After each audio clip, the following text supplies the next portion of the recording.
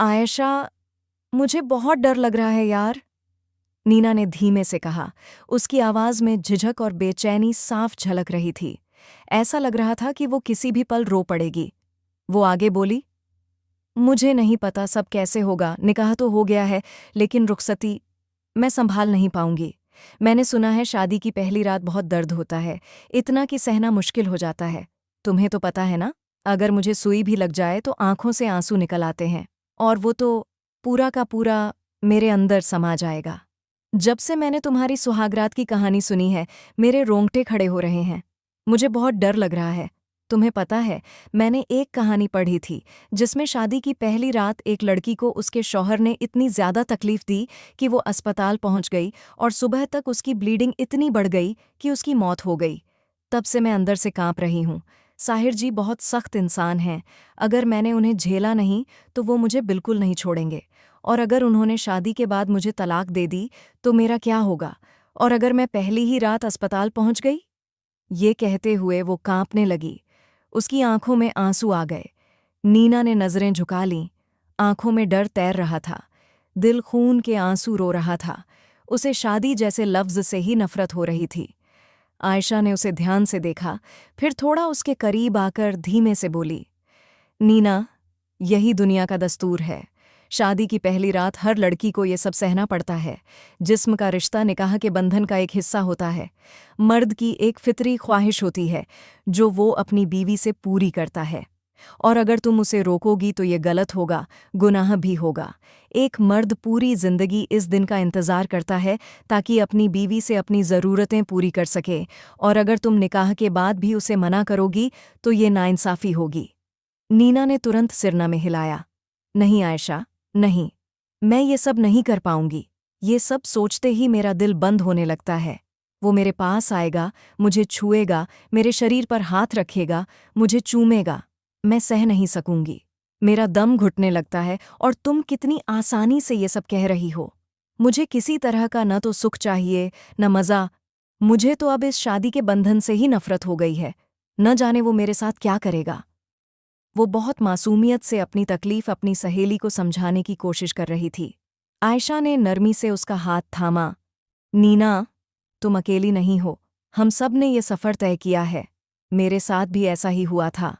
बहुत दर्द हुआ, लेकिन मैंने खुद को संभाला, क्योंकि अगर हम बीवियां अपने शौहर की नज़दीकियों को ठुकराते रहेंगी तो रिश्ते टूट जाते हैं। मर्द बाहर दिलचस्पी लेने लगते हैं, और ये गलत भी है, गुनाह भी। और एक समय ऐसा आता है जब औरत को भी इस सब में सुख महसूस होने लगता है। अगर तुम डरती रहोगी तो तुम्हारा रिश्ता खोखला हो जाएगा। साहिर भाई तुमसे दूर भागने लगेंगे। क्यों अपने शौहर की मोहब्बत को खुद से दूर कर रही हो? नीना की आंखों से आंसू बहने लगे। उसकी आवाज़ कांपने लगी। नहीं, मैं समझौता नहीं करूंगी। ये ज्यादती है। मैं क्यों सहूं? मैं तो खुद को भी पूरी तरह नहीं समझ पाई। वो मुझे कैसे छुएगा? वो मेरा शौहर है, ठीक है, लेकिन मेरा जिस्म, मेरी मर्जी, वो कहाँ है? आयशा ने गहरी सांस ली, जैसे शब्द ढूंढ रही हो। नीना, बात सिर्फ तुम्हारी नहीं है। ये सिस्टम ही ऐसा है। हम इसे बदल नहीं सकते। बस थोड़ा झुकना पड़ता है, थोड़ा सहना पड़ता है, फिर सब ठीक हो जाता है। अगर तुमने इनकार किया तो रिश्ता बिगड़ सकता है। ये भी तो सोचो, तुम्हारे माँ बाप अब बूढ़े हो चुके हैं। कब तक उनके सिर पर बैठी रहोगी? तुम्हारा कोई भाई नहीं, न बहन, जो तुम्हारा सहारा बने। तुम में तो इतनी काबिलियत भी नहीं है कि अकेले जिंदगी काट सको। मेरे बिना तो तुम कॉलेज के दरवाजे तक नहीं जाती थी। अकेले जिंदगी कैसे जीऊंगी? नीना ने चेहरा हाथों में छुपा लिया। मैं टूट जाऊंगी आयशा, मुझ में हिम्मत नहीं है। मेरी रूह कांप रही है। जब वो मुझे छुएगा, मैं अंदर से मर जाऊंगी। वो बस एक बात पर अटकी हुई थी। आयशा एक शादीशुदा लड़की थी। इंटर के बाद ही उसके माँ बाप ने उसकी शादी कर दी थी, और अब वो गर्भवती भी थी। लेकिन अपनी दोस्त को बिल्कुल नहीं समझा पा रही थी कि ये बंधन हर लड़की को निभाना ही पड़ता है। कमरे में सन्नाटा छा गया था। सिर्फ नीना की सिसकियों की आवाज़ आ रही थी, और बाहर दूर से कुत्तों के भौंकने की। आयशा ने नीना के कंधे पर हाथ रखा, लेकिन उसका दिल भी भारी हो गया था। वो जानती थी कि ये सिस्टम नीना जैसे न जाने कितने दिल रौंद चुका है, और शायद आगे भी रौंदता रहेगा। लेकिन इसके बावजूद उसने एक अच्छी दोस्त की तरह उसे यही समझाया कि शादी समझौते और सहने का नाम है। अगर सहा ना जाए तो कोई रिश्ता नहीं चल सकता। वो रात गए अपने घर लौटी थी, लेकिन नीना को उसकी बातें सिवाय डर और बेचैनी के और कुछ नहीं दे पाईं। रात हर तरफ फैल चुकी थी, कमरे में हल्की पीली रोशनी जल रही थी, जैसे अंधेरे से लड़ते लड़ते अब हार मान रही हो। नीना बिस्तर के किनारे चुपचाप बैठी थी। उसकी निगाहें मोबाइल स्क्रीन पर जमी हुई थीं। कमरे में पूरी तरह सन्नाटा था, सिर्फ दीवार पर टंगी घड़ी की टिक टिक और खिड़की के बाहर से आती हल्की हवा की सरसराहट सुनाई दे रही थी। नीना ने कुछ पल यूं ही स्क्रीन को घूरते हुए बिताए, जैसे खुद से लड़ रही हो कि देखे या न देखे। फिर एक गहरी सांस लेते हुए उसने मोबाइल खोला, यूट्यूब ऐप खोली और सर्च बार में कांपते हाथों से लिखा, शादी की पहली रात का अनुभव कैसा होता है। नतीजे सामने आए। वीडियो के थंबनेल पर रंगीन शीर्षक और खुले बोल थे। उसने एक वीडियो पर क्लिक किया। वीडियो की आवाज़ अब कमरे में गूंज रही थी। शादी की पहली रात मर्द बीवी से कुर्बत चाहता है। ये एक प्राकृतिक प्रक्रिया है, एक हक़ है जिसे निभाना ज़रूरी है। बीवी का फ़र्ज़ है कि वह अपने शौहर की ख्वाहिशों को पूरा करे। नीना की आंखों में नमी उतर आई, जो धीरे धीरे आंसुओं में बदलकर उसके गालों पर बहने लगी। वीडियो की आवाज़ जैसे उसके सीने पर हथौड़े की तरह लग रही थी। दर्द होता है, मगर सहना पड़ता है। मोहब्बत वक़्त के साथ पैदा होती है। जिस्मानी रिश्ता ज़रूरी है, ये एक प्राकृतिक ज़रूरत है, और जो औरत अपने शौहर की कुर्बत को ठुकराती है, उसका रिश्ता कमज़ोर पड़ जाता है। इसमें लुत्फ़ भी है, मज़ा भी है, बस महसूस करने की ज़रूरत होती है। जिसने इसे मज़े की तरह महसूस किया, उसकी ज़िंदगी सुकून से भरी होती है, और जिसने इसे दर्द की तरह महसूस किया, वो ज़िंदगी भर तड़पता रहता है।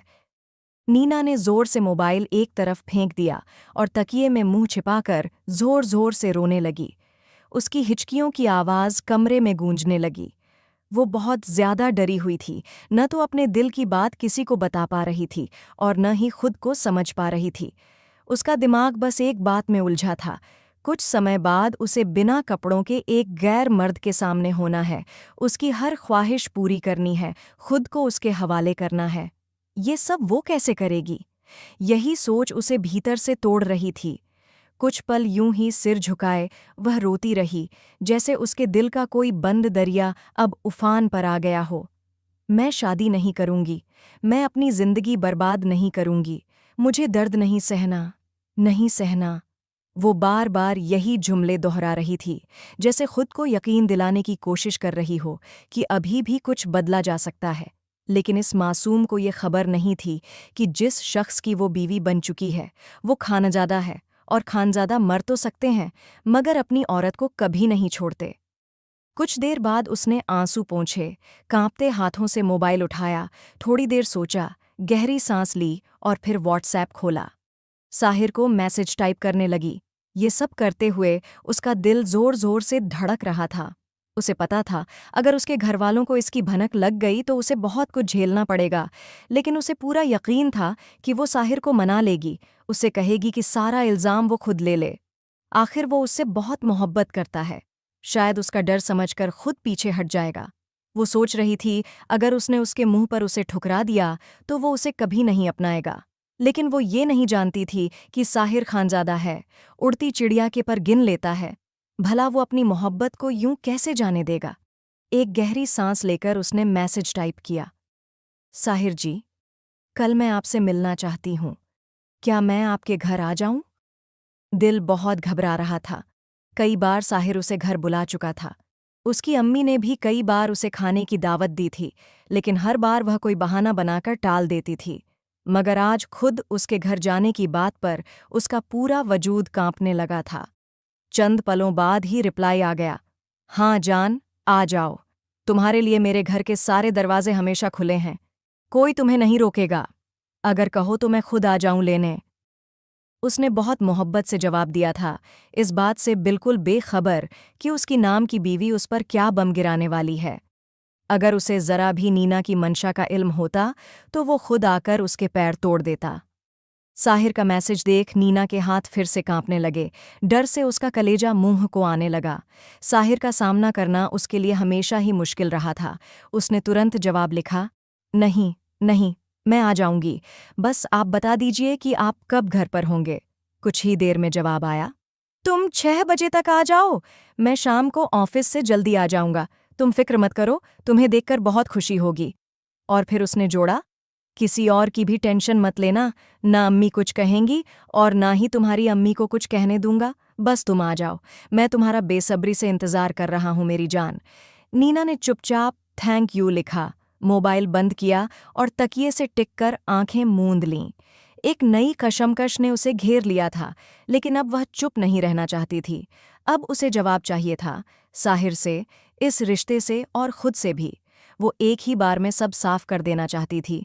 उसे पता था ये सब गलत है, इतनी जल्दी में फैसला नहीं लेना चाहिए, किसी बड़े से राय लेनी चाहिए। लेकिन कहते हैं ना, जितनी उम्र उतनी सोच। वो बेवजह ही अपना घर बर्बाद करने पर तुली हुई थी। पूरी रात इसी उधेड़बुन में गुजर गई। अगली सुबह का सूरज पूरी आब व ताब से चमक रहा था। उसे बिल्कुल समझ नहीं आ रहा था कि माँ से कैसे बात करे, उन्हें कैसे बताए कि वो साहिर के घर जाना चाहती है। मगर बताना तो था ही। दोपहर के 2 बजे उसने हिम्मत जुटाई और अपने कदम रसोई की ओर बढ़ा दिए। दोपहर की धूप खिड़की से छन छन कर कमरे में आ रही थी। घर में सन्नाटा पसरा हुआ था। बस रसोई से बर्तन में चम्मच हिलाने की आवाज़ और सब्जियों के कटने की धीमी धीमी आवाज़ सुनाई दे रही थी। नीना धीमे धीमे कदमों से चलते हुए रसोई की चौखट पर आकर रुक गई। उसने दरवाजे के कोने से झांककर अंदर देखा। उसकी अम्मा देसी घी में प्याज भून रही थीं और साथ ही सब्जियों की टोकरी से आलू निकालकर धो रही थीं। उनकी ओढ़नी सिर से थोड़ी खिसक गई थी और माथा पसीने से भीगा हुआ था। एक पल को नींद को डर भी लगा। जितनी व्यस्त और गर्मी में काम करती हुई अम्मा नजर आ रही थीं, उसे लगा कि शायद बात बिगड़ सकती है, शायद अम्मा इजाजत न दें। लेकिन वह हिम्मत हारना नहीं चाहती थी। आज उसे हर हाल में साहिर से मिलना था। वह कुछ पल यूं ही चुपचाप अम्मा को देखती रही, फिर हल्के से खंखारते हुए बोली। अम्मा ने मुड़कर देखा और उनका चेहरा खिल उठा। अरे मेरी लाडो, यहाँ क्यों आई है? 1 महीने बाद तो तेरी शादी है। जा बाहर जा, अपनी स्किन का ख्याल रख। शादी वाले दिन तो खूब चमकना है तुझे। धुएं में आई तो रंग फीका पड़ जाएगा मेरी लाडो परी, अम्मा ने बड़े प्यार से कहा। नीना ने धीमे से मुस्कुराते हुए कदम आगे बढ़ाए, लेकिन चेहरे पर चिंता साफ झलक रही थी। वह कुछ कहने को शब्द इकट्ठा कर रही थी। एक पल बाद धीमे से बोली, अम्मा, मैं आज साहिर जी से मिलने जाना चाहती हूँ। ये शब्द उसने कितनी मुश्किल से कहे थे, ये वही जानती थी। शर्म से उसका चेहरा सुर्ख हो गया था, लेकिन आज वह एक अजीब बेचैनी में डूबी हुई लग रही थी। अम्मा ने अचानक प्याज भूनते हुए चम्मच रोक दिया और गंभीरता से मुड़कर बेटी की ओर देखा। क्यों? साहिर से क्यों मिलना है तुम्हें? 1 महीना रह गया है शादी में, अब इस तरह की मुलाकातें ठीक नहीं। नज़र लग जाती है और फिर शादी के दिन वह खास बात जो होती है वो भी फीकी पड़ जाती है। अब तो कोशिश करो कि शादी वाले दिन ही अपने पति को चेहरा दिखाओ। समझने की कोशिश करो, बड़ी हो गई हो तुम। और वैसे भी मर्द जात से थोड़ी दूरी ही ठीक होती है। कब उनके जज्बात बहक जाएं कुछ कहा नहीं जा सकता। अम्मा ने बिना कहे बहुत कुछ कह दिया। नीना ने नजरें झुका लीं, आवाज़ और धीमी हो गई। अम्मा, मुझे एक ज़रूरी बात करनी है उनसे, बस थोड़ी देर की बात है। उन्होंने 6 बजे का वक्त दिया है, मैं 2 घंटे बाद लौट आऊंगी, प्लीज़ इजाज़त दे दो। अम्मा की पेशानी पर बल आ गए। उन्होंने फिर से हंडिया की ओर रुख किया, लेकिन चम्मच अब भी रुका हुआ था। बेटा, तुम्हारे अब्बू नाराज़ हो जाएंगे। उन्होंने खुद कहा था कि अब शादी की रात ही मुलाकात हो। ये इज्जत का मामला है, और जो बात मैं कह रही हूँ उस पर थोड़ा सोचो। मर्द जात का कोई भरोसा नहीं। अब वो तुम्हारा शौहर है, अगर उसका मन बहक गया तो सुहागरात से पहले ही जो होना था वो हो जाएगा। मैं नहीं चाहती कि शादी से पहले कोई गलत बात सुनने को मिले। अम्मा अब खुलकर बोलने लगी थीं। हमेशा बेटी की जिद के आगे झुकने वाली अम्मा आज झुकना नहीं चाहती थीं, मगर उन्हें नहीं पता था कि उनकी बेटी उसी रिश्ते को ख़त्म करने जा रही है। नीना घबराकर एक कदम पीछे हटी, जैसे इनकार सुनने की हिम्मत नहीं थी। अम्मा की बातों से उसका दिल बैठ गया था। एक पल को आंखें बंद कीं और फिर हिम्मत करके दोबारा आगे बढ़ी। अम्मा, मुझे बस एक बार जाना है, मैं वादा करती हूँ, देर नहीं करूँगी। खुदा के वास्ते, आप मेरी माँ हैं, मेरी बात समझिए। मेरे दिल में बहुत उलझने हैं, मैं बहुत परेशान हूँ खुद को लेकर। वह मेरी जिंदगी का हिस्सा बनने जा रहे हैं। मुझे उनसे कुछ पूछना है, कुछ सुनना है। मैं खाली दिल के साथ इस रिश्ते में नहीं जा सकती। अम्मा ने उसकी आंखों में देखा। आंखें नम थीं और चेहरे पर विनती साफ दिखाई दे रही थी। वह थोड़ा परेशान होकर बोली, क्या बात करनी है? और कौन सा खाली दिल? तुम तो निकाह के बाद बहुत खुश थी, फिर ये टेंशन क्यों? नींद बहुत दुखी मन से बोली, अम्मा प्लीज जाने दो। आज मैं कुछ नहीं बता सकती, लेकिन मेरा जाना बहुत जरूरी है। अगर आप चाहती हैं कि मैं खुश रहूं तो प्लीज मुझे इजाजत दे दीजिए। अब्बू को भी संभाल लीजिएगा। अम्मा ने एक गहरी नज़र उसके चेहरे पर डाली। उसकी हालत को समझते हुए उन्होंने धीरे से सिर हिलाया, लेकिन उनका लहजा सख्त था। ठीक है, जाओ, लेकिन एक बात ध्यान से सुन लो। 6 बजे का वक्त है ना, तो 7 बजे तुम घर में होनी चाहिए। तुम्हारे अब्बू को कुछ पता नहीं चलना चाहिए। और कोई भी ऐसी वैसी बात हो तो मुझे फौरन बताना। किसी भी तरह की टेंशन लेने की जरूरत नहीं है। तुम्हारी माँ तुम्हारे साथ हर कदम पर खड़ी है। कुछ भी होगा मैं सब संभाल लूंगी, बस मुझ पर भरोसा रखना। नीना ने तुरंत सिर हिलाया। जी अम्मा, शुक्रिया। मैं वक्त पर लौट आऊंगी। आप निश्चिंत रहें। इतना कहकर वह पलटी और रसोई से बाहर निकल गई।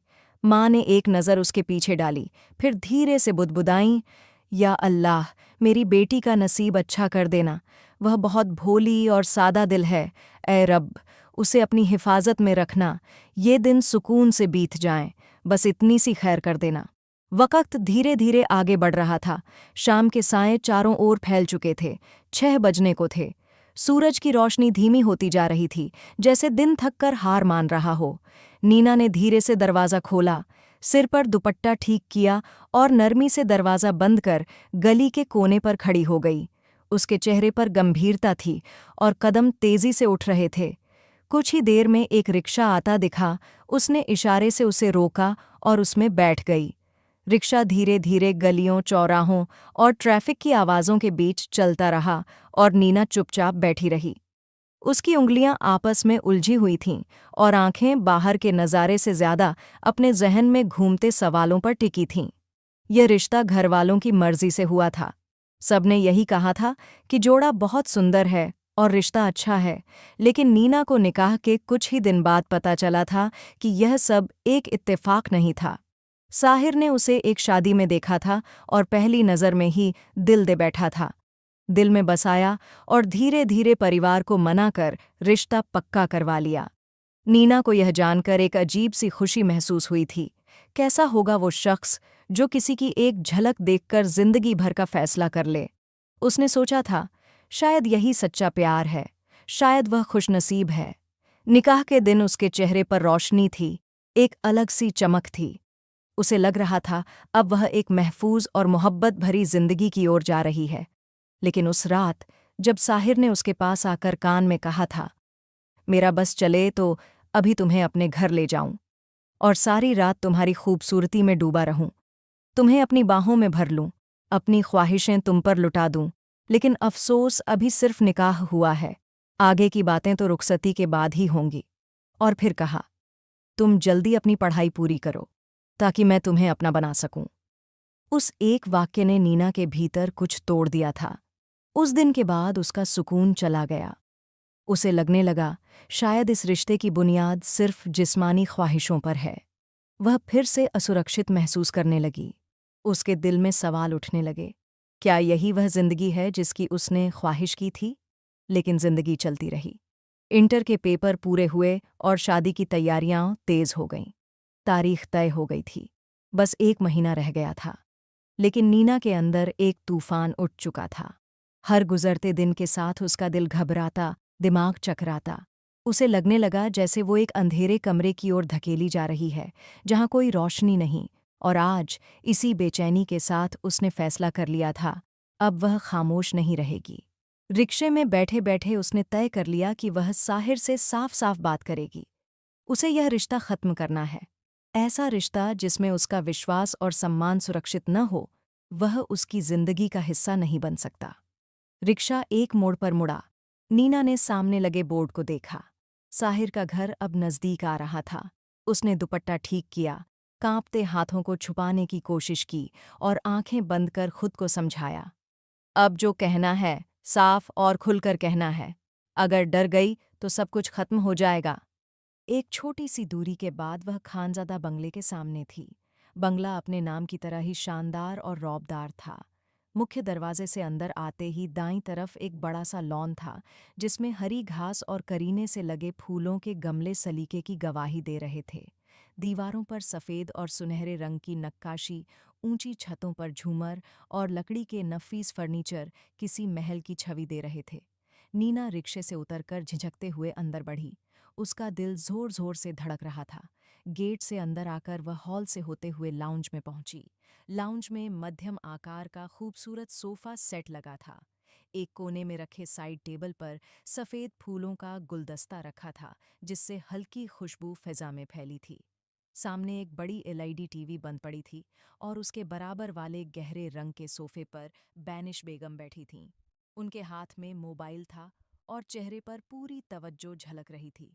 नीना को सामने से आते देख उन्होंने तुरंत मोबाइल नीचे रखा, मुस्कुराकर खड़ी हो गईं। अरे नीना बेटा, तुम आ गई। माशा अल्लाह, कितनी प्यारी लग रही हो। आज हमारे घर आने का कैसे मन बना लिया।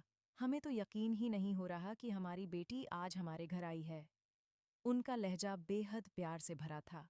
नीना घबराकर थोड़ा पीछे हुई, चेहरे पर झिझक थी, नजरें झुकी हुई थीं। सलाम अलैकुम आंटी। जी, बस साहिर जी ने बुलाया था। वह यह कहकर बात घोल कर गई कि दरअसल उसने खुद आने का फैसला किया था। बैनिश बेगम ने नरमी से उसका हाथ पकड़ा और सोफे की ओर इशारा किया। आओ बेटा, बैठो। कैसी हो? सब ठीक है ना? मम्मी पापा कैसे हैं?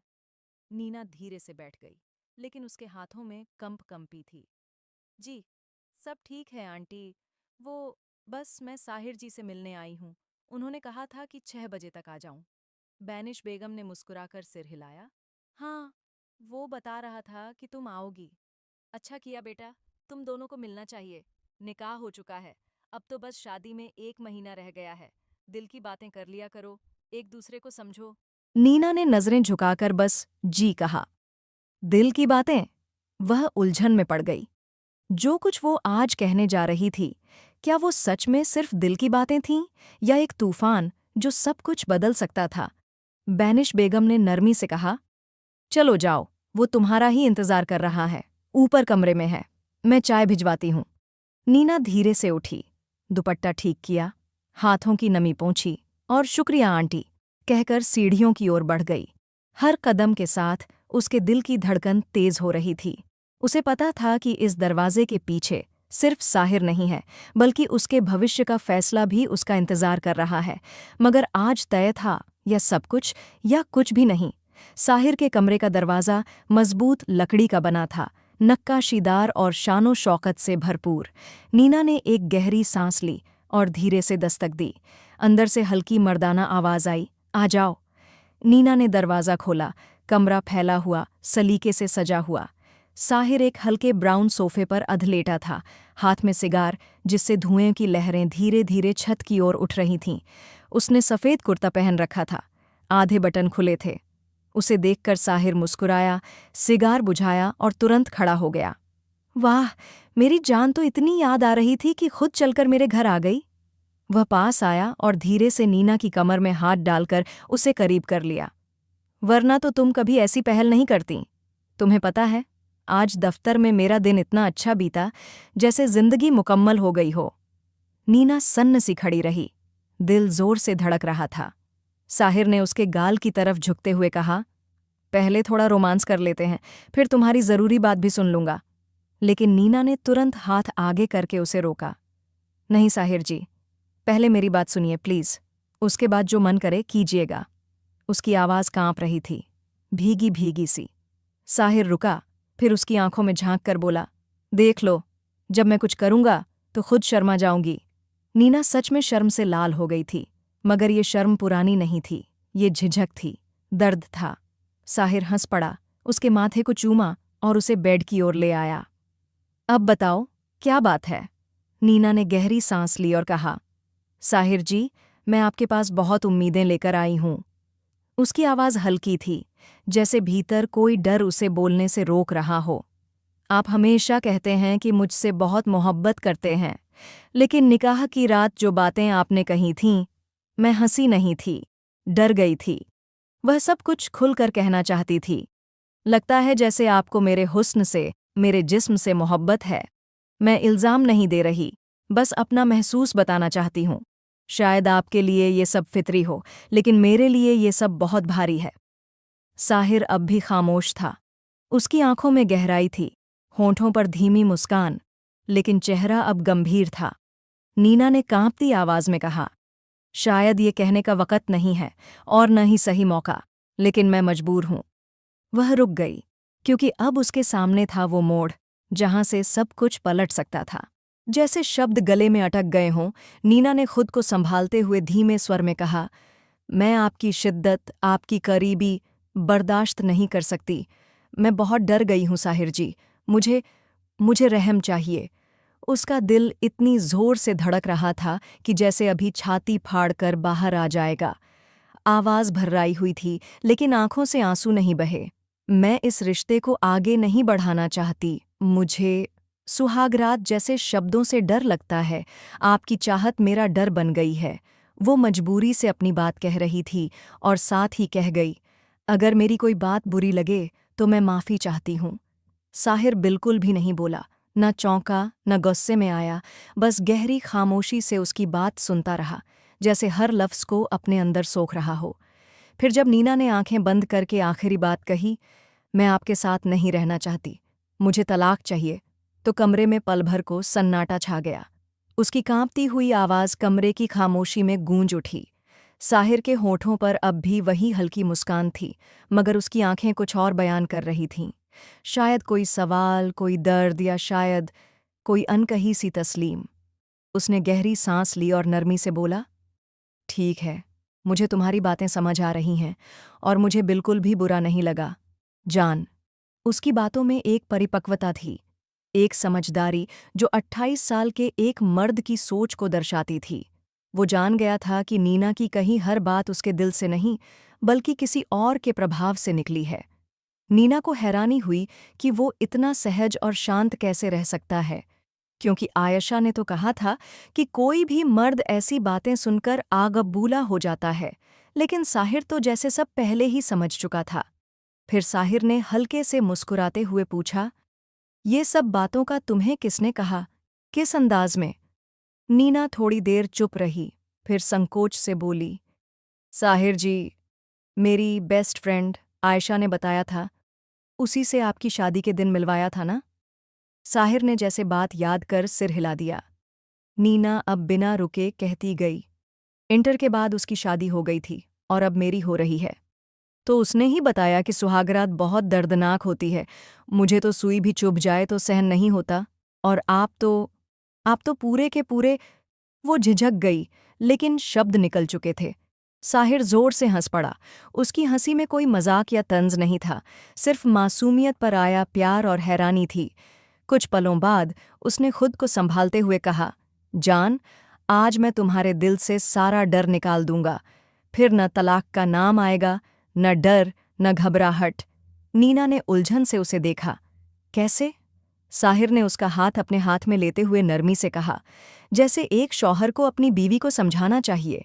बिना लफ्ज़ों के मैं तुम्हारे हर सवाल का जवाब दूंगा, जब तुम तैयार होगी, सिर्फ तब। नीना कुछ कह पाती, उससे पहले ही साहिर उसके और करीब आ गया। दोनों के बीच अब कोई फासला नहीं बचा था। नीना घबराकर पीछे हटने लगी, लेकिन साहिर ने अचानक उसकी कमर थामकर उसे खुद से और करीब कर लिया। अब उनके सांसों की गर्मी एक दूसरे को महसूस होने लगी थी। इससे पहले कि नीना कुछ समझ पाती, साहिर ने उसकी गर्दन पर अपने होंठ रख दिए। एक पल में उसका सारा वजूद उसके स्पर्श से कांप उठा। उसकी गर्दन पर साहिर की शिद्दत जैसे जैसे बढ़ती गई, नीना का पूरा बदन सिहरता चला गया। और इस बार डर नहीं था, सिर्फ एक नई शुरुआत की दस्तक थी। वह हर मुमकिन कोशिश कर रही थी साहिर से दूर रहने की, लेकिन अब उसके हाथ किसी जादूगर की तरह नर्म गति से नीना की कमर पर चलने लगे थे, जिनका असर यह हुआ कि उसका पूरा वजूद मानो किसी मदहोशी में डूब गया। वह रोकना चाह रही थी, मगर कब खुद उस लम्हे का हिस्सा बन गई उसे खुद भी पता नहीं चला। कब उसकी गर्दन से दुपट्टा फिसला, कब उसकी कमीज सरक गई, उसे कुछ खबर नहीं थी। वह अनजाने में उसके सीने से लग गई थी और साहिर धीरे धीरे उसे अपनी बाहों में समेटता चला गया। वह चाहकर भी उसे रोक न सकी। 2 घंटे बाद कमरे में एक धीमी रोशनी फैली हुई थी। दीवार के कोने में जल रहा लैंप एक मुलायम और सुकून भरा माहौल बना रहा था। नीना साहिर के पहलू में खामोशी से लेटी हुई थी, चेहरा थकावट से भारी, आंखें अधखुली और बाल बिखरे हुए थे, कुछ उसके चेहरे पर आ टिके थे। साहिर ने नरमी से उसके चेहरे से बाल हटाए और उसकी पेशानी पर उंगलियां फेरते हुए पूछा, अब डर निकल गया तुम्हारा? ज्यादा तकलीफ हुई? नीना ने धीरे से आंखें खोलीं। उसकी नज़रें साहिर के चेहरे पर ठहर गईं। मासूमियत अब भी उसकी आवाज़ में थी। आपने मेरे साथ अच्छा नहीं किया, मैं आपको कभी माफ़ नहीं करूंगी। मैं तो बस बात करने आई थी और आपने। वह कहते कहते रुक गई। उसका चेहरा शर्म से लाल हो गया। साहिर ने मुस्कुराते हुए उसकी नाक को छुआ और नर्म लहजे में बोला, मेरी प्यारी गुड़िया, तुम्हें समझाना ज़रूरी था। तुम एक बड़ी भूल करने जा रही थीं, जो न सिर्फ तुम्हें नुकसान पहुंचाती बल्कि हमें हमेशा के लिए अलग भी कर देती। मैं कुछ ऐसा नहीं करना चाहता था जिससे मैं अपनी जान से दूर हो जाऊं। जो प्यार मुझे तुमसे है वो शायद ही किसी को किसी से होता हो। मेरे इस कदम को गलत मत समझो, मैं तुम्हारा शौहर हूं, कोई अजनबी नहीं। नीना ने होंठ भींच लिए। उसके दिल में अब भी नाराज़गी थी, मगर उसके साथ एक अजीब सा सुकून भी था जिसे वो शब्दों में बयां नहीं कर पा रही थी। जैसा उसने सोचा था वैसा कुछ भी नहीं हुआ था। सब कुछ अलग, कहीं ज्यादा नरम और अनजाना था। साहिर ने और भी नरमी से कहा, देखो, जो कुछ हुआ वो गलत नहीं था। हम दोनों मियाँ बीवी हैं, ये हमारा हक है, हमारा रिश्ता है। तुम्हारा डर जायज़ था, लेकिन उसे समझाना ज़रूरी था। मैं फिर से कहता हूँ, कहीं ऐसा ना हो कि तुम घर जाकर उल्टी सीधी सोचने लगो। नीना ने धीरे से गर्दन मोड़कर घड़ी की ओर देखा और उसकी आंखें फैल गईं। ओह, 9 बज चुके हैं। अम्मी ने कहा था 7 बजे तक लौट आना। मुझे बहुत डर लग रहा है साहिर जी। हमेशा की तरह डरी सहमी नीना एक बार फिर कांप गई थी। उसकी माँ की तेज आवाज़ ही उसे हिलाकर रख देती थी। साहिर ने नरमी से उसका हाथ थामा। मैं हूं ना तुम्हारे साथ, सब संभाल लूंगा। अगर किसी ने कुछ कहा तो मैं जवाब देने को मौजूद हूं। तुम बस खुद को परेशान मत करो। उसने उसकी पेशानी पर एक हल्का सा चुंबन दिया और फिर उठकर बोला, चलो, मैं फ्रेश होकर आता हूं, फिर तुम्हें छोड़ने चलूंगा। नीना ने नजरें नीची कर लीं, कुछ नहीं बोली, बस शर्माते हुए रजाई को ठीक किया और धीरे धीरे बैठ गई। उसके चेहरे पर शर्म और खामोशी का एक हसीन मेल था। उसके दिल में एक अनजाना सा एहसास जाग रहा था, एक सच्चाई जो तकलीफदेह भी थी और सुकून देने वाली भी। वह नाराज नहीं थी। यह बात साफ जाहिर हो रही थी कि वह अब उस लम्हे से संतुष्ट थी, मगर उसे नहीं पता था कि एक अजाब उसका इंतजार कर रहा है। घड़ी रात के 9 बजा चुकी थी। गली में सन्नाटा था।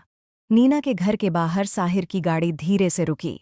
नीना खुद को दुपट्टे में लपेटते हुए तेजी से दरवाजे की ओर बढ़ी और साहिर भी उसके साथ कदम से कदम मिलाकर चलने लगा। दरवाज़ा जैसे ही नीना की माँ ने खोला, उनकी आंखों में गुस्सा साफ दिखाई दे रहा था। चेहरा लाल, माथे पर बल और जुबान से पहला सवाल निकला, नीना, तुम्हें अंदाज़ा है कितनी देर हो चुकी है? मैं कितनी बार तुम्हें कॉल करने वाली थी? जैसे ही उनकी नज़र साहिर पर पड़ी, वे तुरंत चुप हो गईं। चेहरे पर हल्की हैरानी थी, लेकिन साथ ही खुद को संभालने की पूरी कोशिश भी। साहिर ने अदब से सलाम किया, अस्सलामु अलैकुम आंटी, उम्मीद है आप खैरियत से होंगी। नीना की माँ ने जवाब में हल्के से सिर हिलाया। वलैकुम अस्सलाम बेटा। साहिर ने नरमी से बात आगे बढ़ाई। माफ़ कीजिएगा, देर मेरी वजह से हुई। नीना बार बार कह रही थी कि घर चलें, लेकिन मैंने जिद करके उसे बाहर खाने पर ले गया। सोचा इतने दिन बाद मुलाकात हुई है तो थोड़ा घूम फिर लें। वैसे भी अब तो शादी के बाद ही मिलना होगा, कम से कम 1.5 महीने बाद। आप उसे डांटिएगा नहीं प्लीज़। माँ का चेहरा एकदम से नरम पड़ गया। अरे नहीं बेटा, मैं क्यों डांटूंगी? तुम तो उसके शौहर हो, हक रखते हो। साहिर ने मुस्कुराते हुए शरारत से जवाब दिया, जी, हक रखता हूँ, और ले भी लिया। नीना की माँ चौंक कर उसे देखने लगीं। क्या मतलब?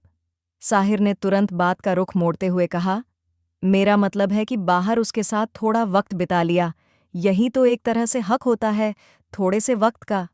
खैर, अब मैं चलता हूँ, घर पर अम्मी अकेली हैं, आप उसका ख्याल रखिएगा। वह सिर झुकाकर पलटा ही था कि माँ ने कहा, अरे बेटा, कुछ खाकर ही जाओ ना, खाना लगवा देती हूँ। साहिर ने नरमी से कहा, नहीं आंटी, बहुत शुक्रिया, हमने खा लिया है, आप बस आराम कीजिए, अल्लाह हाफिज। अल्लाह हाफिज बेटा, उन्होंने दरवाज़ा खोलते हुए जवाब दिया। साहिर के जाते ही नीना के अंदर कुछ जाग गया। बिना कुछ कहे, नजरें झुकाए, वो तुरंत अपने कमरे की ओर भागी, दरवाज़ा बंद कर अंदर से कुंडी लगा दी। उसकी सांसें बेकाबू थीं और दिल की धड़कन जैसे हर सोच पर हावी हो चुकी थी। सकीना बेगम ने कुछ पलों तक दरवाजे को देखा, फिर धीरे से सिर झटक दिया। उनके चेहरे पर अब चिंता की लकीरें थीं, जैसे किसी अनकही बात को समझने की कोशिश कर रही हों, लेकिन उन्हें सुकून था, क्योंकि वह निकाह में बंदी हुई थी। यही सोच उन्हें हमेशा ठंडक देती थी। 1.5 महीना बीत चुका था, दिन हफ्तों में और हफ्ते महीनों में तब्दील हो चुके थे। शादी का दिन आ पहुंचा था। घर रोशनी से जगमगा रहा था।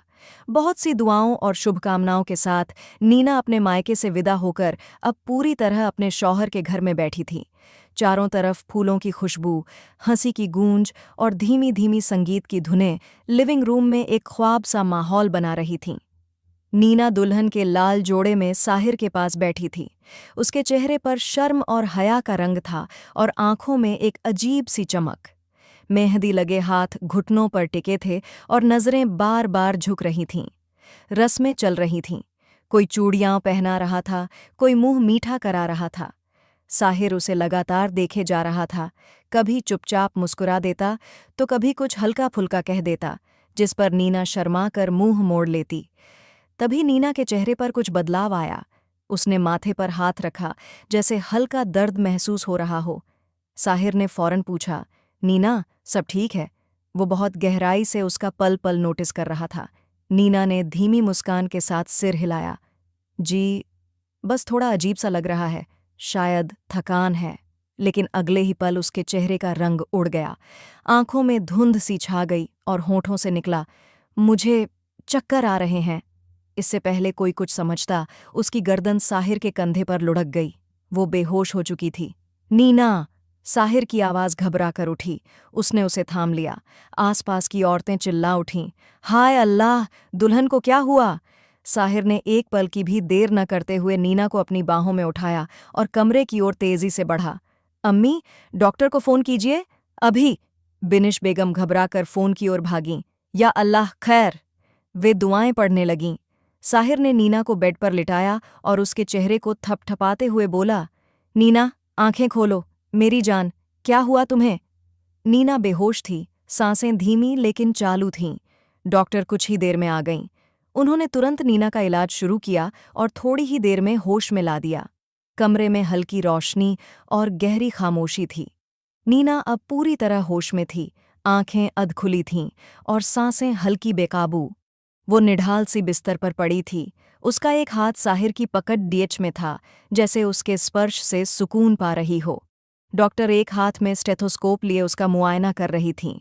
पास ही घर की औरतें और कुछ मेहमान भी थे, जो चिंता से नीना को देख रहे थे। डॉक्टर ने कुछ पल बाद पूरे कमरे में गंभीर नज़रों से देखा और थोड़े सख्त लहजे में बोलीं, प्लीज़, बाकी सभी लोग बाहर चले जाएं, सिर्फ मरीज के शौहर और उनकी सास यहाँ रुकें। बिनिश बेगम तुरंत हरकत में आईं। जी, आप सब कृपया बाहर चलें, नीना को आराम की ज़रूरत है। जैसे ही कमरा खाली हुआ, डॉक्टर ने नज़दीक आकर पूरा मुआयना किया, फिर सीधा साहिर और बिनिश बेगम की ओर देखती हुई बोलीं, देखिए, ये बात कहना शायद मेरे लिए उचित न हो, लेकिन एक चिकित्सक होने के नाते मेरा फ़र्ज़ है कि मैं आपको सच्चाई बताऊं। साहिर और बिनिश बेगम दोनों ही एकदम सतर्क हो गए। डॉक्टर ने गहरी सांस ली और कहा, आपकी बहू गर्भवती हैं।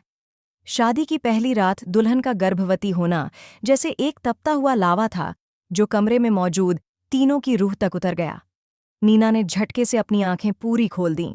उसके चेहरे पर हैरानी, उलझन और एक अनजाना डर साफ झलक रहा था। वह साहिर की ओर देखने लगी, जैसे कोई पुष्टि या इनकार चाहती हो। बिनिश बेगम के चेहरे से भी हवाइयां उड़ रही थीं। एक पल के लिए कमरे में सन्नाटा छा गया। डॉक्टर ने फिर कहा, इनकी उम्र अभी बहुत कम है। इस उम्र में गर्भ ठहरना अक्सर जटिलताओं के साथ आता है, खासकर अगर स्वास्थ्य पर पहले से ध्यान न दिया गया हो। लेकिन मुझे एक बात समझ नहीं आई, आज शादी हुई है और गर्भ पहले से है। क्या क्या इनका किसी और के साथ संबंध रहा है? जुबान संभालकर बात कीजिए डॉक्टर साहिबा।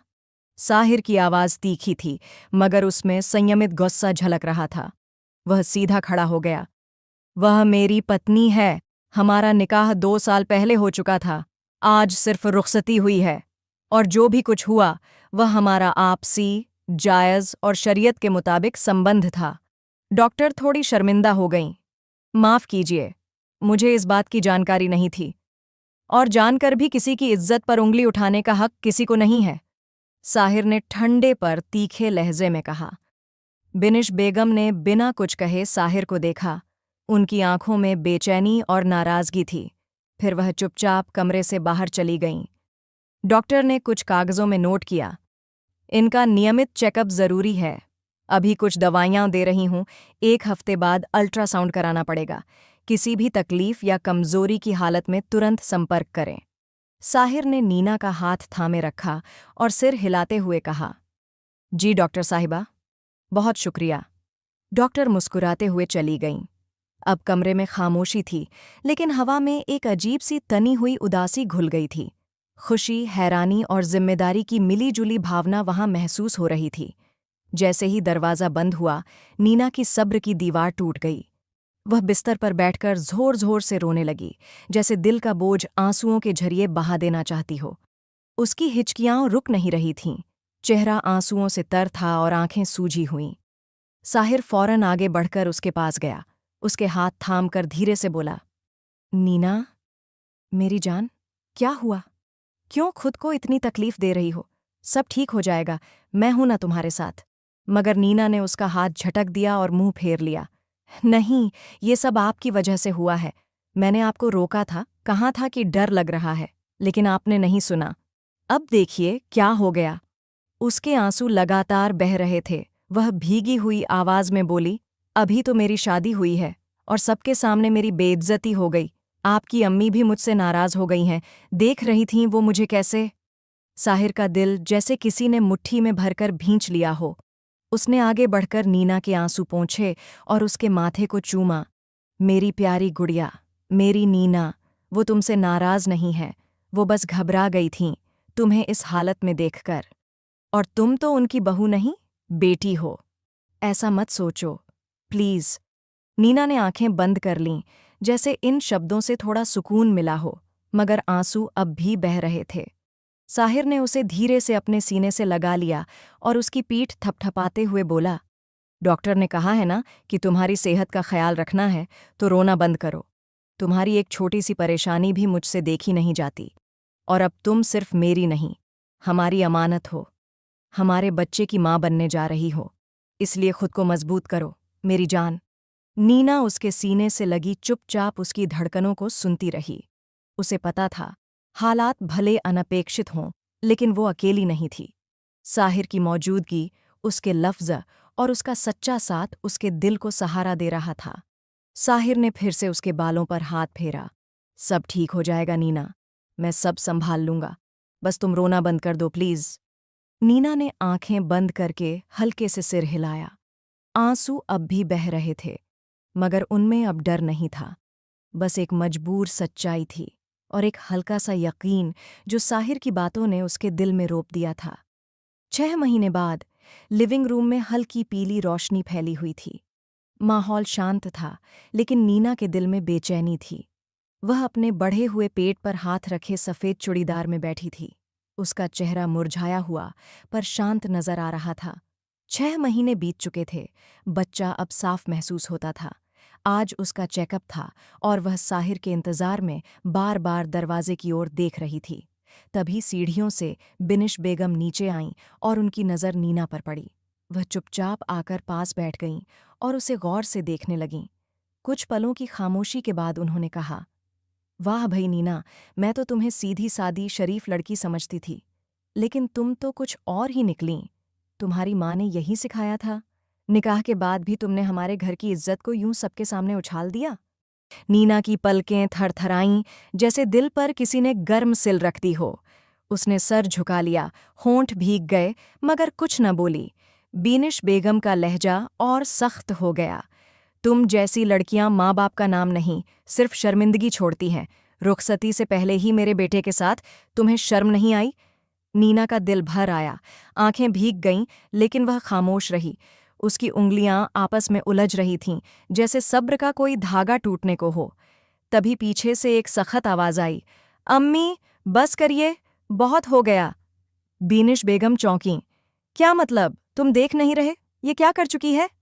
साहिर ने आगे बढ़कर नीना के कंधे पर हाथ रखा और माँ की ओर पलटकर बोला, वो मेरी बीवी है, अम्मी, मेरी इज्जत, और जो कुछ हुआ वो जायज़ था। अगर आपको उसकी परवरिश पर शक है तो शायद उसकी खामोशी और सब्र से आपको कुछ सीखना चाहिए। बीनिश बेगम का चेहरा गुस्से से लाल हो गया। तुम अपनी माँ से ये सब कह रहे हो? जी, क्योंकि मैं आपकी इज्जत करता हूँ, लेकिन नीना की बेइज्जती बर्दाश्त नहीं कर सकता। अगर वो वाकई बदतमीज़ होती तो आपकी सारी बातें सुनकर चुप न रहती। बीनिश बेगम नाराज होकर चली गईं। नीना ने चुपचाप चेहरा मोड़ा, आंखों में बेबसी थी। साहिर ने उसके आंसू पोंछे और नरमी से कहा, चलो, डॉक्टर के पास भी जाना है और तुम्हें बिल्कुल रोना नहीं है। नीना ने धीरे से सिर हिलाया, लेकिन एक आंसू फिर भी बह निकला। 6 महीने की तकलीफें बस वही और उसका खुदा जानते थे। 9 महीनों का लंबा इंतजार खत्म हुआ और अब वह ऑपरेशन थिएटर में थी। चेहरा पसीने से तर, होंठ कांपते हुए दर्द से कराह रही थी। साहिर सर्जिकल ड्रेस में उसके पास खड़ा था, एक हाथ में उसकी मुट्ठी, दूसरे से माथा सहला रहा था। नीना, बस थोड़ा सा और, हिम्मत मत हारो, मैं यहीं हूं तुम्हारे पास। उसकी आवाज़ भर्राई हुई थी। नीना ने आंखें खोलीं। साहिर जी, आप बहुत अच्छे हैं। सब्र और मोहब्बत से साथ दिया। अगर मैं मर भी जाऊं तो हमारे बच्चे का ख्याल रखना। चुप, ऐसी बात मत करो। साहिर ने मुट्ठी भींच ली। तभी बीनिश बेगम भी आ गईं। अब उनका चेहरा भी फिक्र से बुझा हुआ था। उन्होंने नीना के पास आकर उसके माथे पर हाथ रखा। बेटा, तुम हिम्मत वाली हो और माँ कभी कमज़ोर नहीं होती। नीना की आंखें भर आईं। अम्मी, मुझसे गलतियां हुई हैं, माफ़ कर दीजिए। बीनिश बेगम की आंखें भी नम हो गईं। नहीं बेटा, तुम मुझसे भी ज्यादा बहादुर हो। अब सब दुआ कर रहे हैं तुम्हारे लिए। डॉक्टर ने नर्स को इशारा किया और नीना की आंखें बंद होने लगीं। 1 घंटे बाद डॉक्टर बाहर आईं। चेहरे पर सुकून था। मुबारक हो, बेटा हुआ है। माँ और बच्चा दोनों ठीक हैं। साहिर की आंखें छलक पड़ीं। या अल्लाह तेरा शुक्र है। थोड़ी ही देर में एक नर्स बच्चे को कंबल में लपेटे साहिर के हाथों में थमा गई। साहिर ने कांपते हाथों से उसे थामा, उसके माथे पर प्यार किया। मेरे बेटे, तुम्हारी माँ ने तुम्हें पाने के लिए कितना सहा है, और वो जीत गई। मेरी नीना, मेरी बहादुर बीवी। बीनिश बेगम ने साहिर के कंधे पर हाथ रखा। उनकी आंखों में भी फख्र और मोहब्बत के आंसू थे। उस लम्हे में जैसे वक़्त थम गया था। मोहब्बत, कुर्बानी और सब्र की पूरी तस्वीर सामने थी। एक नई जिंदगी, एक मुकम्मल परिवार, सेहतमंद, खुश और शुक्रगुजार।